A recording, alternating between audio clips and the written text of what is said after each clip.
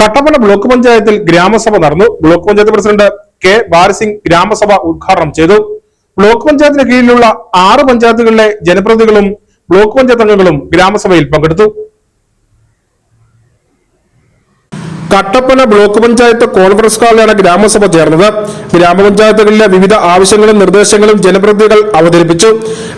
Block പഞ്ചായത്തുകളുടെ സഹകരണത്തോടെ സംയുക്ത പ്രൊജക്ടുകൾ വേണമെന്ന ആവശ്യം ചർച്ചയിൽ ഉയർന്നു. BDO സുനിൽ സെബാസ്റ്റ്യൻ, ആസൂത്രണ സമിതി വൈസ് ചെയർമാൻ രാജീവ് കെ എന്നിവർ ചർച്ചകൾക്ക് നേതൃത്വം നൽകി. Block panchayat president K Balasingh ഉദ്ഘാടനം ചെയ്തു. ഗ്രാമസഭ 2006 ഉദ്ഘാടനമാണ് ചെയ്യാൻ പോകുന്നത്. പദ്ധതി ഇല്ല ഒരിക്കലും പറയാൻ പറ്റില്ല.